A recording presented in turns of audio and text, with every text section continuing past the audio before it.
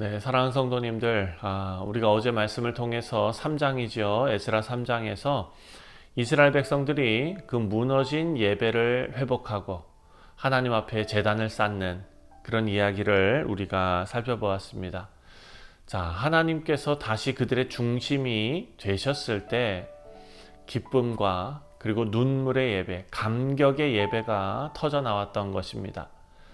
바로 이제 다음에 4장 말씀에 들어오니까 갑자기 방해가 시작됩니다. 예배가 회복됐으면 계속해서 그 감격 넘치는 그런 삶이 이어지면 얼마나 좋을까 하겠지만 예배가 회복되면 언제나 사탄의 저항이 일어나는 것을 우리가 봅니다. 하나님의 일이 세워졌을 때 그 일은 반드시 방해와 어려움과 시험을 동반한다라는 것을 볼 수 있습니다. 사탄이 가장 싫어하는 일이기 때문이죠. 이스라엘 백성들이 예배가 회복되고 그리고 어려움이 아무것도 없이 지냈다면 얼마나 좋았겠지만 그 인생 가운데 그들의 역사 가운데 그들이 하나님 앞에 돌아왔을 때 사탄은 또 그들에게 유혹하고 방해하고 힘들게 하는 그런 일들을 벌이는 것을 우리가 볼 수 있습니다. 자, 에스라 4장 말씀, 그 사탄의 방해 앞에서, 그 어려움들 앞에서 하나님의 백성들이 어떻게 믿음을 지켰는지 우리가 말씀을 통해 살펴보게 됩니다. 1절과 2절 말씀을 보면은요, 방금 전에 말씀드린 대로 하나님의 일에는 언제나 거짓된 동기가 접근하게 된다라는 것을 우리는 늘 염두에 두어야 합니다. 1절과 2절 말씀을 보니까 사로잡혔던 자들의 자손이 이스라엘의 하나님 여호와의 성전을 건축한다 함을 유다와 베냐민의 대적이 듣고 스룹바벨과 족장들에게 나와 이르되 우리도 너희와 함께 건축하게 하라. 우리도 너희같이 너희 하나님을 찾노라. 아수르 왕 에살핫돈이 우리를 이리로 오게 한 날부터 우리가 하나님께 제사를 드리노라 하니. 자, 겉으로 보기에는 도와주는 사람처럼 보입니다. 우리도 하나님 섬긴다. 우리도 성전 짓고 싶다. 성경은 그들을 대적들이라고 부르고 있습니다. 진심으로 하나님을 예배하려는 것이 아니었습니다. 하나님의 일을 섞어버리고 흐리게 만들고 방해하려는 자들이었습니다. 겉모습은 경건했습니다. 하지만 마음은 분열을 일으키는 자들이었다라는 것을 알 수 있습니다. 사랑하는 성도님들, 사탄의 전략이 늘 이와 같지 않습니까?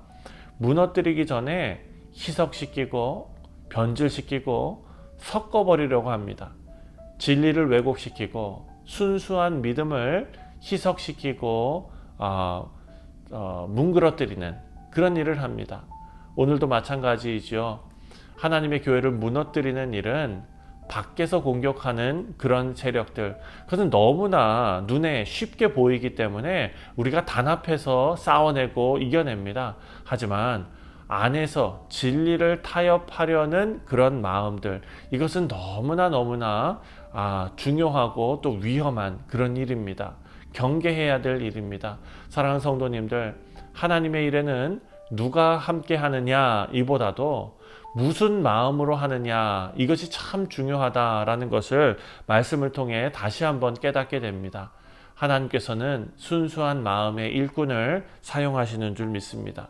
3절 말씀을 보니까 3절 말씀에 스룹바벨과 예수아가 기타 이스라엘 족장들이 이르되 우리 하나님의 성전을 건축하는데 너희는 우리와 상관이 없느니라, 이렇게 말합니다. 하나님의 백성들은요, 진리를 위해서 아니요 라고 말할 수 있어야 한다라는 것입니다. 이 한마디가 얼마나 용기 있는 말이었습니까? 외교적으로 단호하게 말하는 것입니다. 너희는 이 일에 참여할 수 없다.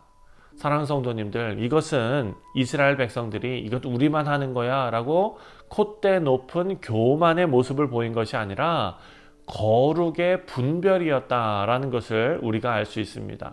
하나님의 일은 아무나 함께 할 수 있는 일이 아닙니다. 은혜는 모든 사람에게 열려 있습니다. 하지만 사명은 구별된 사람들에게 주어집니다.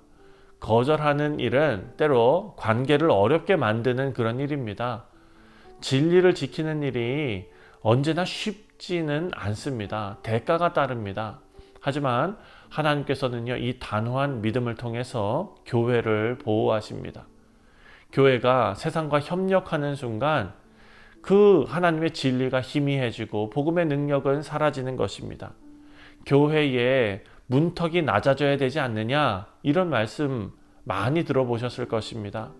세상이 좋아하는 방법으로, 세상에게 매력적인 방법으로 예배해야 되지 않느냐, 이런 생각도, 이런 마음도, 이런 의견도 많이 들어보셨을 것입니다. 하지만 하나님의 일은 언제나 예배의 순수함에서부터 시작되고 유지된다라는 것을 우리는 꼭 기억해야 합니다. 마지막으로 4절부터 10절까지의 내용을 보면은요, 방해가 깊어지면 깊어질수록 하나님께서는 더 큰 일을 준비하신다라는 것을 알 수 있습니다.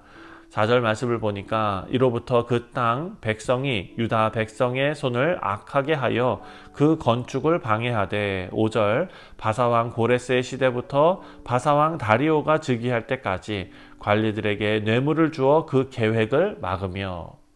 자, 방해는요, 그냥 우리도 함께 하겠다 이런 단순한 말로 끝나지 않았습니다. 사람들을 위협했고요. 그리고 거짓 그런 조서를 써서요, 왕에게 편지를 써서 왕에게 보냈고요. 하나님의 일은 중단된 것처럼 그렇게 보였습니다. 하지만 하나님께서는 결코 그 일을 멈추지 않으셨습니다. 자, 이스라엘이 그 성전을 건축하는 그 일이 멈추었던 그 동안에 하나님께서는 이스라엘 백성들을 그냥 놔두시는 것이 아니라 그 멈춤 속에서도 그들의 믿음을 단련시키셨다라는 것을 알 수 있습니다. 더 큰 회복의 준비를 하고 계시는 것입니다. 하나님의 일은 언제나 사람의 속도보다 느려 보입니다. 특히나 우리는 모든 일이 지금 빨리빨리 이루어지는 그런 생활 습관과 그런 시대에 살고 있기 때문에 하나님의 속도가 언제나 느리게 느껴질 수밖에 없죠. 하지만 하나님의 때는 완벽하게 이루어지는 줄 믿습니다. 믿음의 사람은 결과보다 하나님의 시간을 신뢰할 줄 알아야 한다라는 것을 이 말씀이 우리에게 증거하고 있습니다. 하나님께서는 이들의 방해 속에서도 일하고 계시고 잠잠한 기간 속에서도 일하고 계시고 하나님의 일은 결코 멈추지 않는다. 우리 사랑하는 성도님들 말씀을 맺습니다. 하나님께서 하시는 일에 방해가 있을 수도 있습니다. 우리가 하나님의 길을, 하나님께서 원하시는 길을 묵묵히 열심히 갈 때에도 좋은 일만 있는 것이 아니라 멈추는 일도 생기고 어려운 일도 생깁니다. 하지만 그 방해는 하나님의 일을 막는 벽이 아니라 그 일을 더 순결하게 하는 불순물을 제거하는 그런 과정이 될 줄 믿습니다. 스룹바벨과 예수와 타협하지 않았죠. 아니오라고 분명하게 말할 줄 알았습니다. 하나님께서는 그 믿음을 통해서 역사를 이어가셨습니다. 사랑하는 성도님들, 이 아침에 우리가 기도할 때에 하나님, 우리 삶에서 유혹을 분별할 수 있는 눈을 주옵소서, 이렇게 기도했으면 좋겠습니다. 또 진리를 위해서 끊어낼 것은 끊어낼 수 있는 용기도 있기를 바랍니다.